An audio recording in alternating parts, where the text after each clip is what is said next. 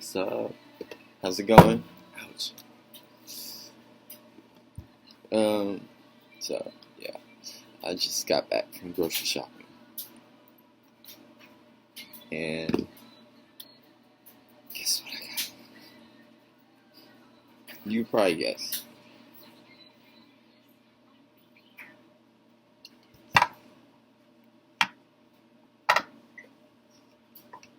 So right now,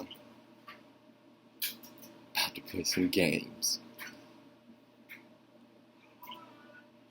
I call it Crash Bandicoot, but it's CTR Racing.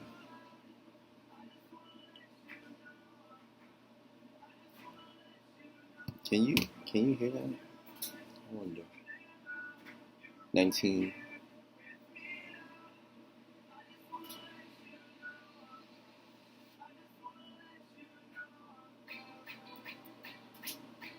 Are you a fan of that?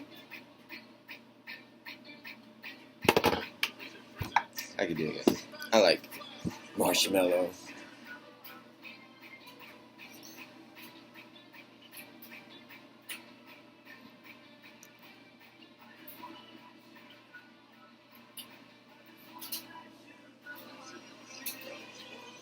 If I look at it off the monitor, well, the computer screen, the computer monitor, and look at it at that monitor,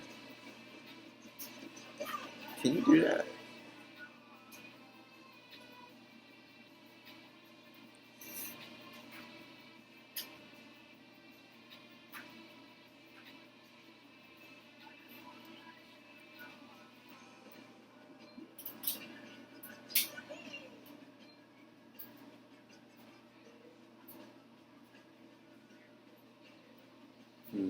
Let's go local arcade.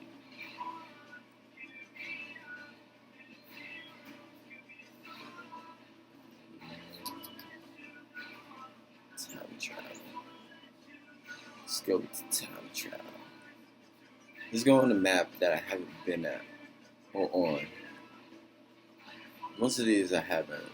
They have like different stars on the side. If you have the game, it's a Nintendo. Oh, Hyper Spaceway. That sounds interesting. Mirror mode on. No ghost data. It's confirmed.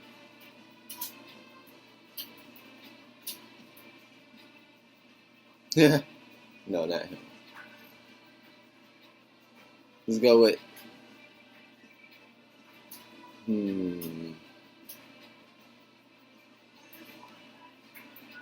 Coco. Cards. Let's go with baddies. Classic. Green arrow. Change the color. Let's go with green.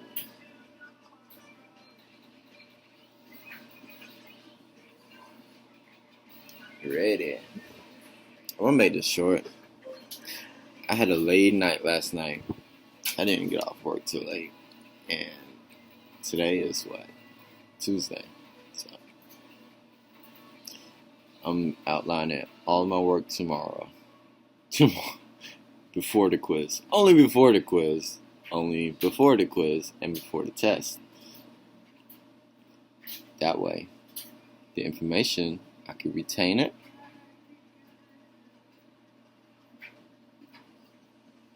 And then go ahead and ace the test. Ace the test. Ace the test.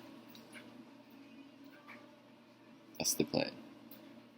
Whether I stick to that plan, I'm not sure. Time trial. Oh.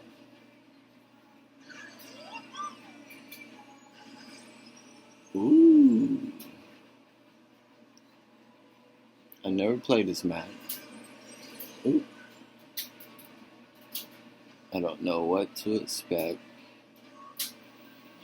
What obstacles. I haven't ran a SWOT analysis. Discovering what the strengths and weaknesses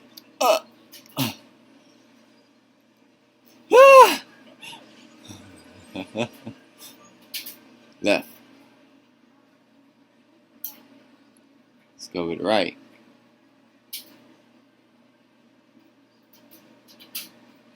Straight.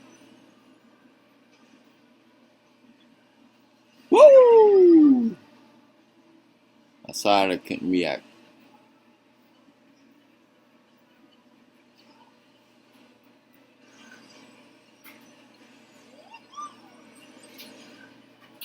Yeah, portals and stuff.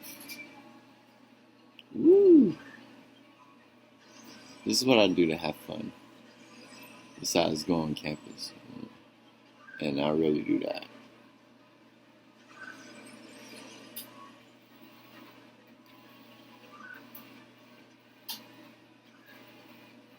After this, I'm gonna read a little. I read every day, whether it's aloud to hear myself or see.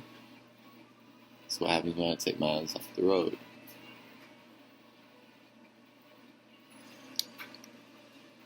Gotta jump.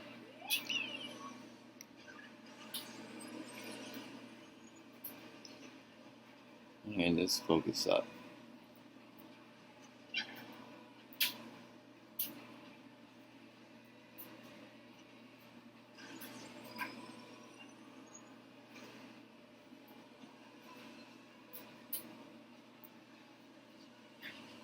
Yes, I get into games. Like, I'm not OCD, but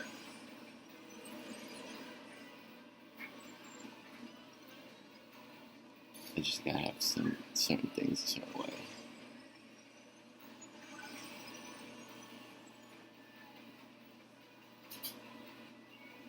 Like my teeth. Woo! This is not how I drive.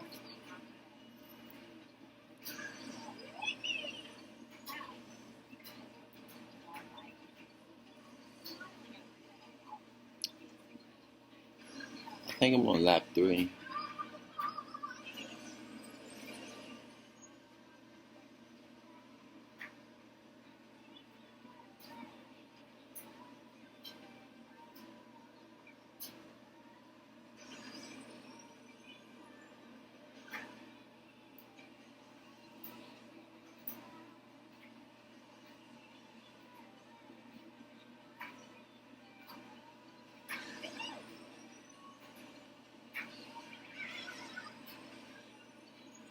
You cheated right now.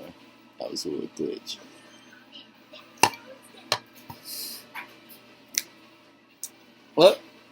Well, the last lap was the fastest.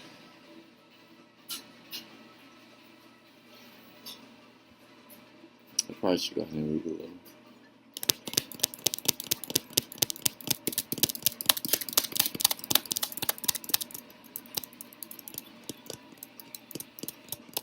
Maybe.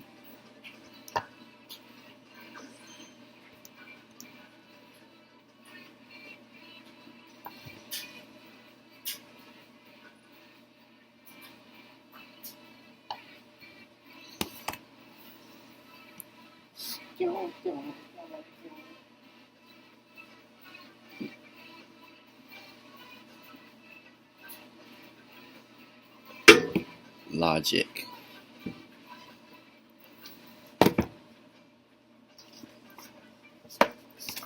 Who knows about logic? I don't know.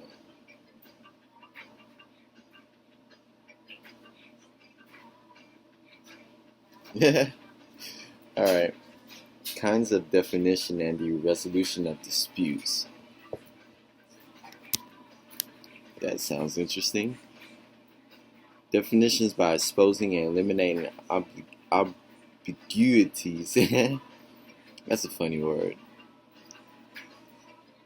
Can effectively resolve disputes that are merely verbal, as we saw in the preceding section, and to expose and prevent fallacies and ambiguity, as we noted in section 3.3.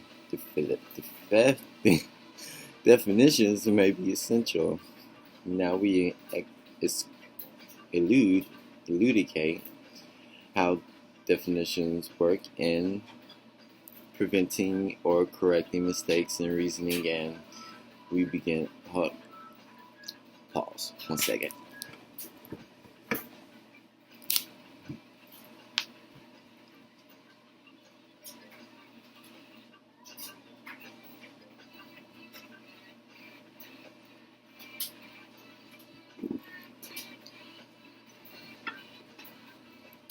Now, mistakes in reasoning.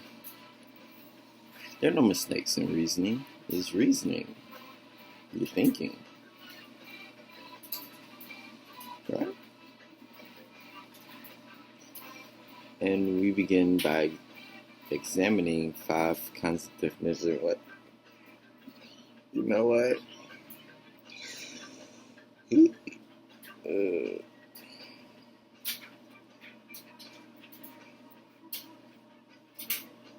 Okay.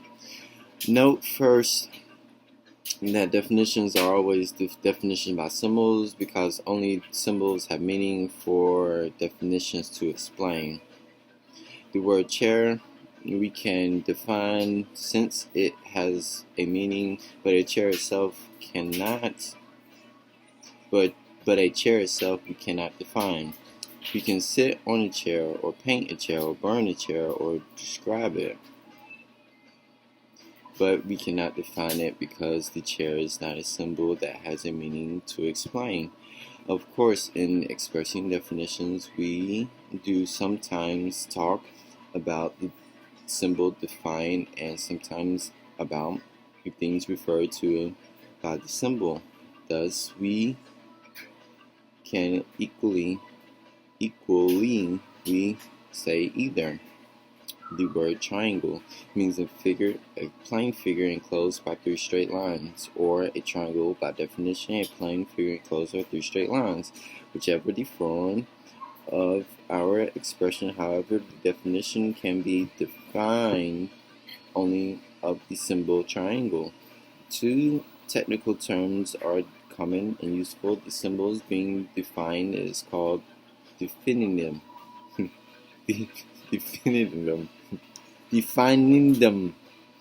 And the symbol of a group of symbols used to explain the meaning of the definitum is called definitions.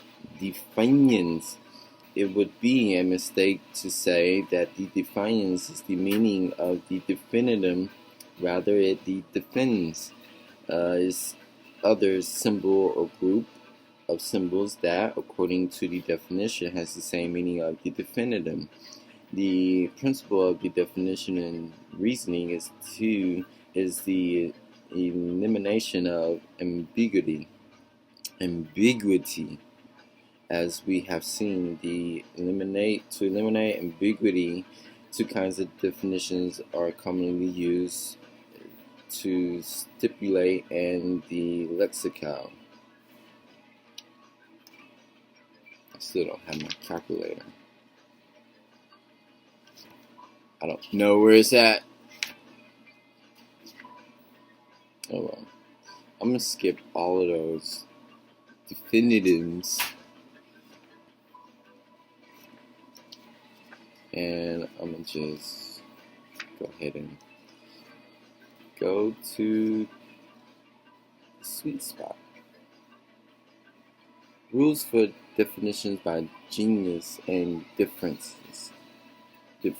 Certain rules have traditionally been laid down for definition by genus and difference.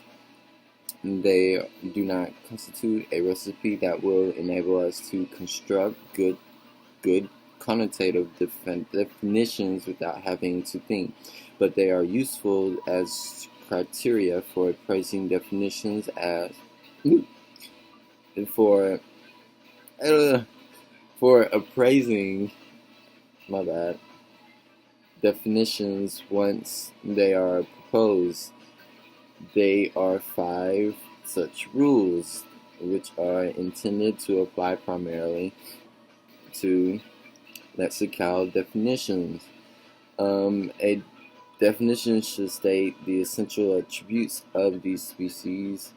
This rule 1. As stated, this rule is somewhat cryptic because in itself a species has just those attributes that it has, and none is more essential than any other. But if we understand the rule properly as dealing with terms, it becomes clearer. We distinguished earlier between the objective connotation of a term and its conventional connotation, the latter being those attributes whose possession constitutes the conventional criterion by which we decide whether an objective is denoted by the term. Thus, it is part of the objective connotation of circle to enclose a greater area than any other plane closed figure of equal parameter. That's like my favorite word. Parameter. These parameters.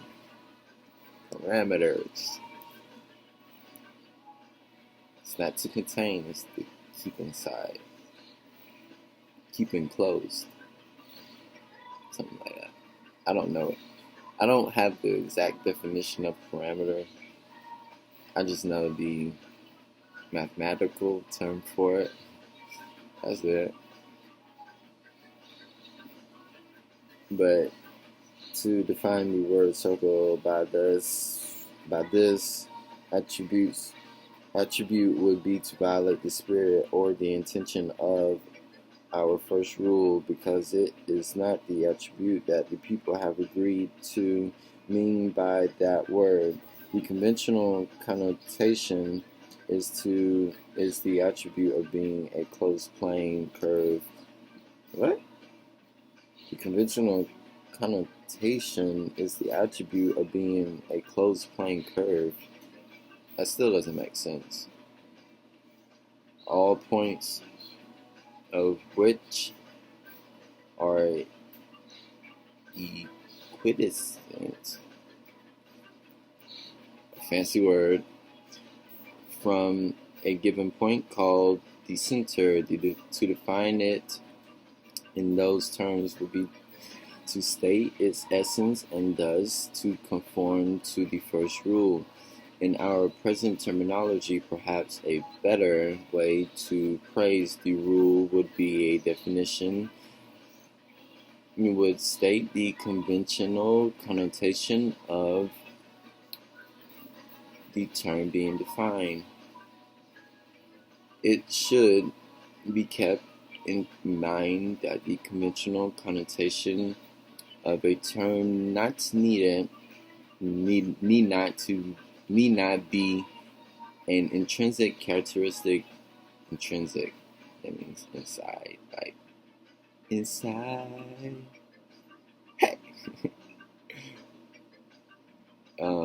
Intrinsic characteristic of the things denoted by it.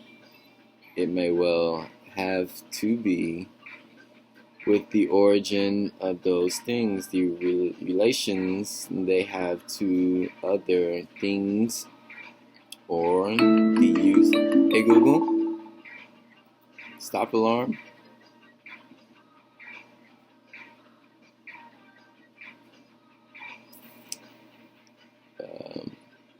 Where was I? The relations they have to other things, or the use to which they are put. Thus the word Stardiverse,